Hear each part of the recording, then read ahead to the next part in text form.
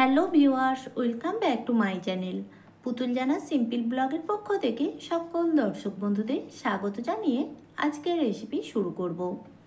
আজকে আমি বানাবো একদম দোকানের মতো পারফেক্ট গোলাপ জামুনের রেসিপিটা তৈরি করার জন্য আমি এখানে একটা ছোট্ট বাটির 1 বাটি পরিমাণে সুজি নিয়েছি। এখন গ্যাসের মধ্যে একটা তাওয়া বসিয়ে এর মধ্যে দিয়ে দিলাম 2 চামচ পরিমাণে ঘি।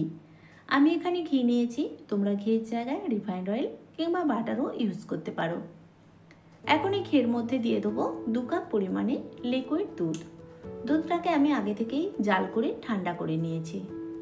আমি এখানে দুধ দিয়েছি, তোমরা দুধের জায়গায় জলও দিতে পারো, তবে দুধটা দিলে টেস্টটা একদম দোকানের মতোই হবে। এখন গ্যাসের ফ্লেমটাকে মিডিয়াম রেখে দুধটাকে ভালো করে জাল করব। দুধটা যখন হালকা একটু গরম হয়ে আসবে তখন এর মধ্যে আমি দিয়ে দেবো 1 চামচ পরিমাণে গুঁড়ো দুধ।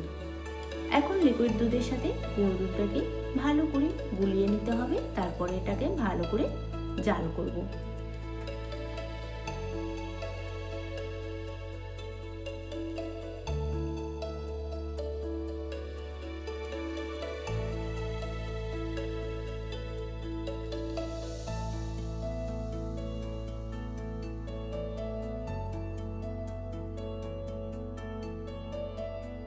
দুধটাকে আমি কিছুক্ষণ জাল করে নিয়েছি। যেহেতু দুধটা আগে থেকেই জাল করা ছিল তার জন্য বেশিক্ষণ জাল করতে হয়নি। এখন এর মধ্যে আমি অল্প অল্প পরিমাণে সুজি দিয়ে এটাকে অনবরত নাড়তে থাকবো। সুজিটা একেবারে সব ঢেলে দেবে না, তাহলে কিন্তু সুজিটা একটা জায়গায় ডলা পাকিয়ে যেতে পারে। তার জন্য অল্প অল্প করে দিয়ে এটাকে অনবরত নাড়াচাড়া করতে থাকবে। আর এটা জাল করার সময় কিন্তু অবশ্যই করে গ্যাসের ফ্লেমটাকে মিডিয়াম রাখবে। হাই ফ্লেমে এটা নাড়াচাড়া করবে না, তাহলে কিন্তু কড়ার গায়ে লেগে যেতে পারে।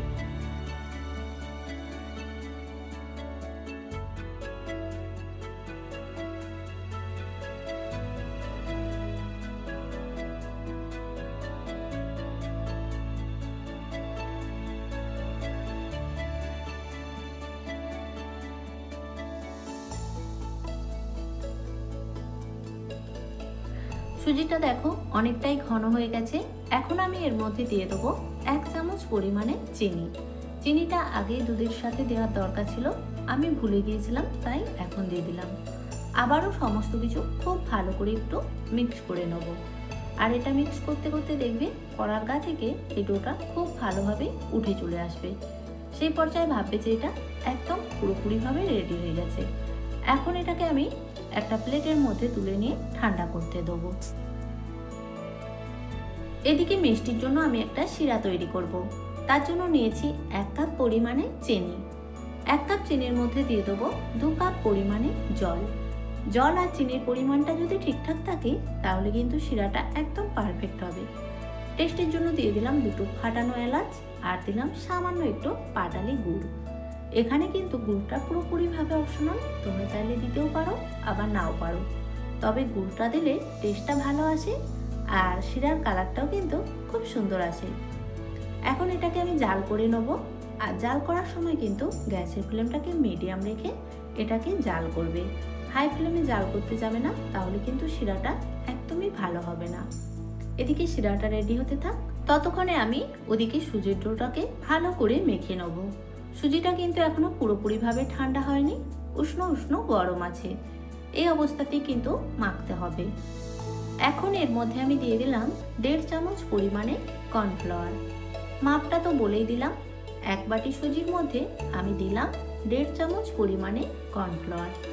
এখানে কিন্তু কর্নফ্লাওয়ার বেশিও দেওয়া যাবে না আবার কমও দেওয়া যাবে না, মাপটা ঠিকঠাক রাখতে হবে, তবেই কিন্তু গোলাপ জামুনগুলো একদম পারফেক্ট হবে। তোমাদের কাছে যদি না কর্নফ্লাওয়ার থাকে সেক্ষেত্রে কিন্তু ময়দাও দিতে পারো। এখন সমস্ত কিছু খুব ভালো করে মেখে নিতে হবে। মাখাটা যত বেশি ভালো হবে গোলাপ জামুনের ভেতরটা কিন্তু ততটাই নরম তুলতুলে হবে।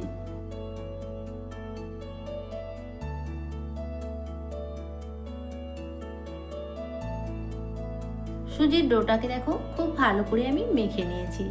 এখন হাতটাকে জল দিয়ে ধুয়ে পরিষ্কার করে নেব, তারপরে হাতের মধ্যে একটু ঘি মেখে নিলাম। এখন এই ডোটা থেকে অল্প অল্প পরিমাণে নিয়ে আমি গোলাপ জামুনের শেপ দিয়ে দেবো। আমি এখানে একটু বড় বড়ই বানিয়েছিলাম। বড় বড় বানালে এটা দেখতেও ভালো লাগবে আর খেতেও কিন্তু বেশ ভালো লাগবে।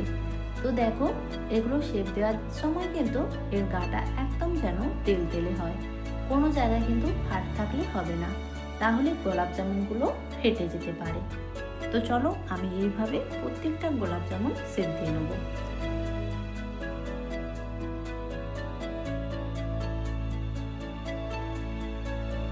এখানে আমার মিষ্টিগুলো তৈরি, আর দেখতেই পাচ্ছ এক বাটি সুজি দিয়ে এখানে 9 পিস পরিমাণে মিষ্টি বানিয়েছি। যেহেতু মিষ্টিগুলো আমি একটু বড় বড় শেপ দিয়েছি, তার জন্য 9 পিস হয়েছে। এখন আমি এগুলোকে তেলের মধ্যে ভেজে নেব। আর এদিকে দেখো, মিষ্টির জন্য শিরাটাও কিন্তু পুরোপুরিভাবে তৈরি হয়ে গেছে। শিরাটা খুব বেশি আঠালোও হয়নি আর খুব বেশি পাতলাও হয়নি, একদম পারফেক্ট হয়েছে। এই শিরাটা তোমরা হাত দিয়ে দেখলেই বুঝতে পারবে, একটা চটচটে ভাব চলে আসবে, তখন ভাববে শিরাটা পুরোপুরিভাবে তৈরি। এখন শিরাটাকে একটা সাইডে সরিয়ে রেখে দেবো। আর মিষ্টিগুলো ভাজার জন্য দেখো, এখানে গ্যাসের মধ্যে একটা কড়াই বসিয়ে দিয়েছি। এখন কড়ার মধ্যে দিয়ে দিলাম পরিমাণ মতো তেল। তেলটা কিন্তু এখানে একটু বেশি করেই দিতে হবে, যেহেতু মিষ্টিগুলোকে ডুবো তেলে ভাজতে হবে। তেলটা ভালোভাবে গরম হয়ে গেলে প্রথমে গ্যাসটা কিন্তু হাই ফ্লেমে রাখবে। তেল গরম হয়ে যাওয়ার পর গ্যাসটাকে মিডিয়াম করে তারপরে মিষ্টিগুলো তেলের মধ্যে দিয়ে ভালো করে কিন্তু নেড়ে চেড়ে এটাকে ভাজতে হবে।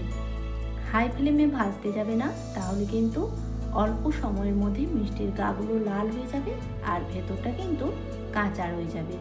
তাই বলছি, গ্যাসের ফ্লেমটাকে মিডিয়াম রেখে মিষ্টিটাকে একটু সময় ধরে একদম লাল লাল করে ভেজে নেবে।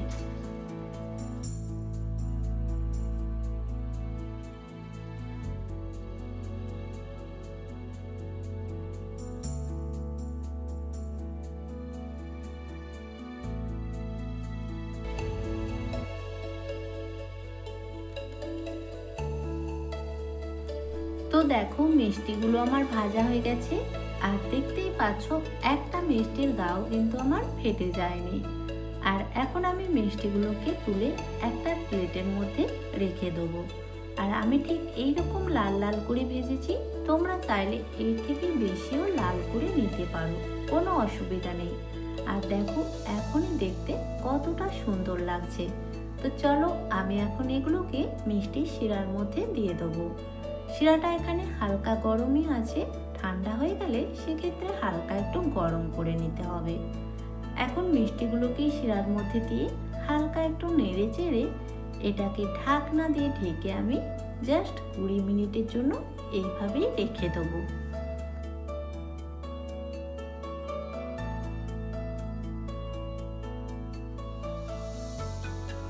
20 মিনিট পরে এখন ঢাকনাটা খুলে দিলাম, আর দেখতেই পাচ্ছ মিষ্টিগুলো কতটা পরিমাণে ফুলে উঠেছে।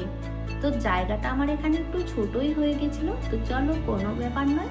এখন আমি এগুলোকে একটা প্লেটের মধ্যে তুলে নেব। তো সামনেই তো দোল পূর্ণিমা চলে এসেছে, তোমরাও একবার বাড়িতে এইভাবে ট্রাই করে দেখতে পারো। খুব সামান্য উপকরণ দিয়ে আমি কিন্তু বানিয়েছি। তো রেসিপি কেমন লাগলো অবশ্যই কমেন্টের মাধ্যমে জানাবে। যদি ভালো লেগে থাকে প্লিজ একটা লাইক, কমেন্ট আর বেশি বেশি বন্ধুদের সাথে শেয়ার করার অনুরোধ রইল।